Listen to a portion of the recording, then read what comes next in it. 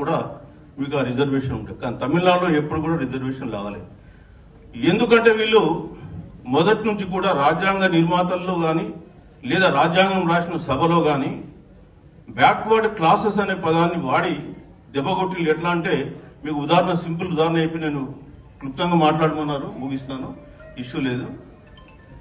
తమిళనాడులో 1944లో backward classes అనే పదాన్ని నిర్వచించినప్పుడు ఏం రాసిందంటే communities appended to this schedule అని పెట్టారు.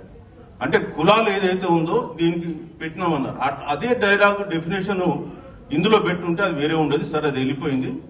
ఇవాళ మనం సామాజికంగా, ఆర్థికంగా, రాజకీయంగా అన్ని విధాలా కూడా అణిచివేయబడ్డటువంటి వర్గాలు ఇవి. ఇప్పుడిప్పుడే ఇవి మేల్కొంటూ ఉన్నాయి. తెలంగాణ, ఆంధ్రాలో ప్రత్యేకమైనటువంటి పరిస్థితుల దృష్ట్యా ఇక్కడ ఒక్క బీసీ కూడా ఇప్పటి వరకు ఒక్కరోజు కూడా ముఖ్యమంత్రి కాలేదు. ఇవాళ 76 సంవత్సరాల మన ఈ రిపబ్లిక్ పాలనలో దాదాపు 40 సంవత్సరాలు ఒకటే కులం పాలించింది. ఇక అవన్నీ చరిత్ర నాకు వద్దు. కానీ మనం ఇప్పుడు అనేది ఏంటంటే ఒక ఉద్యమాన్ని నిర్మించాలనుకున్నప్పుడు ఒక సిద్ధాంతం ఉండాలి. తెలంగాణ ఉద్యమాన్ని నిర్మించినప్పుడు నీళ్లు, నిధులు, నియామకాలను ఒక సిద్ధాంతాన్ని తెచ్చి నిర్మించింది.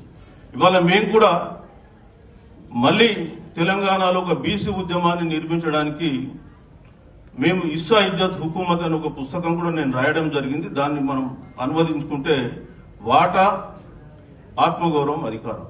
అంటే మన అస్తిత్వం, అధికారం, మన అస్తిత్వం, ఆత్మగౌరవం, అధికారం. ఏ రంగాల్లో బీసీలు నష్టపోయినారు గత 78 సంవత్సరాలుగా, ఏ రంగాల్లో మనం అణిచివేయబడ్డాం, ఇదంతా కూడా డాటా తీయడం జరిగింది. ఇక్కడ మీరు పెట్టినటువంటి ఎమ్మెల్యే లెక్కలు కూడా మొట్టమొదట నేను మా దగ్గర తెలంగాణలో 16 ఎన్నికల్లో ఏం జరిగింది అనేది, ఎవరెవరు ఎంత కోల్పోయారనే దాని మీద రాయడం జరిగింది. సో నాకంటే మొదలు మా నారగోన్ గారు చాలా రాసినారు. సో ఇక్కడ మనం రాయడం ఒకటే కాదు, ప్రజల్లోకి తీసుకెళ్లగలుగుతున్నాం. గతంలో కంటే ఇప్పుడు ఏంటంటే మనకు సోషల్ మీడియా ఉండడంతో కొద్దిగా ప్రజల్లోకి వెళ్తుంది. ఎవ్రీ మంగళవారం నేను విజయక్రాంతిలో ఒక ఆర్టికల్ రాస్తుంటాను. నిన్న కూడా వచ్చింది ఎవడబ్బా సొమ్మాయరా తెలంగాణ అని. సో తెలంగాణ తెచ్చుకున్నది ఎవరి కొరకు, మీ కొరకు అని చెప్పి ప్రశ్నించడం జరిగింది. సో మరి మనం ఆ భావజాలాన్ని ప్రజల్లోకి చొప్పించకపోతే ఎట్టి పరిస్థితుల్లో ప్రజలు కదలరు. ఇవాళ ప్రజలలో ఒక ఆలోచన మొలికెత్తు చేయాలి. ఆ ఆలోచన వాళ్ళను ఈ ఉద్యమం వైపు నడిపిస్తూ ఉంటుంది.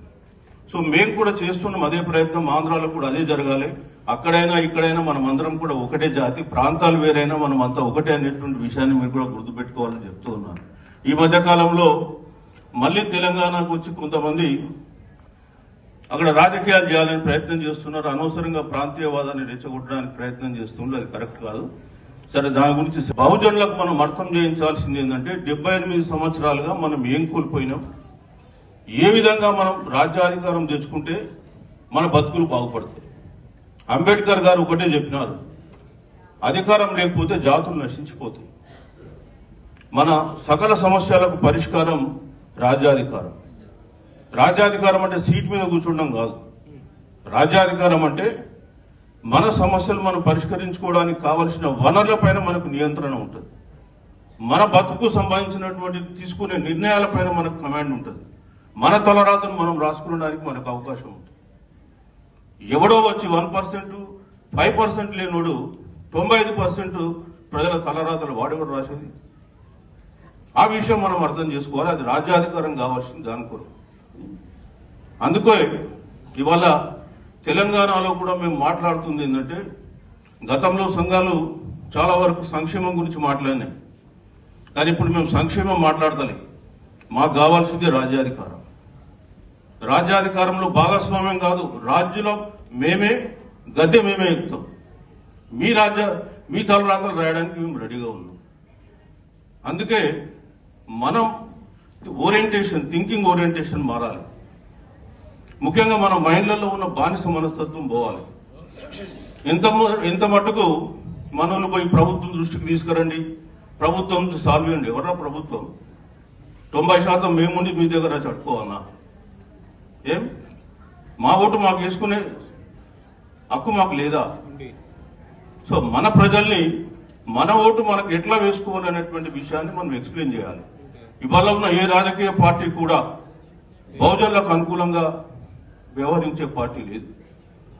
వాళ్ళ వర్గాలకు చేసుకునేటువంటి పార్టీలు. ఇవాళ మీ దగ్గరనేమో రెడ్డి వర్సెస్ కమ్మ నడుస్తుంది, తెలంగాణలో రెడ్డి వర్సెస్ వెల్మ. ఎంత జనాభా అంటే వెల్మ 1,40,000 మంది లేదు. వాళ్ళు కూడా 15 ఏళ్ళు పరిపాలించింది. సంయుక్త ఆంధ్రప్రదేశ్లో జలగం వెంగళరావు గారు ఉన్నారు, తెలంగాణ ఏర్పడడానికి కేసీఆర్ గారు ఉన్నారు. అంటే 0.25% ఉన్న వ్యక్తులు కూడా 15 ఏళ్ళు పాలించిండ్లు. మరి 56% జనాభా ఉన్న బీసీలు ఒక్కరోజు కూడా పాలించలేదు. అది కూడా దామోదరం సంజీవ ఎస్సీలలో ఒక 1 year 3 months టెంపరీగా పాలించిండు, లేకపోతే అది కూడా ఉండేది కాదు. కాబట్టి ప్రజలకు ఎక్స్ప్లెయిన్ చేయాల్సిన అవసరం ఉంది.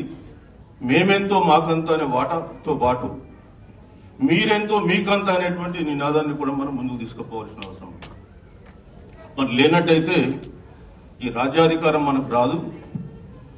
ప్రజలకు జరిగిన నష్టాన్ని తెలియజేయడానికి ఖచ్చితంగా ఒక సిద్ధాంతం ఉండాలి, సాంస్కృతిక పునరుజ్జీవనం ఉండాలి, వాళ్ళలో ఆత్మవిశ్వాసం నింపాలి, బానిస మనస్తత్వాన్ని పారదోలాలి.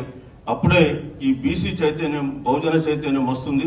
తప్పకుండా బహుజనులు ఈ 2 రాష్ట్రాల్లో రాబోయే కాలంలో ముఖ్యమంత్రులుగా అవుతారని చెప్పి తెలియజేసుకుంటూ నాకు ఈ అవకాశం ఇచ్చినటువంటి ఆర్గనైజర్స్కి ధన్యవాదాలు సెలవు తీసుకుంటాను.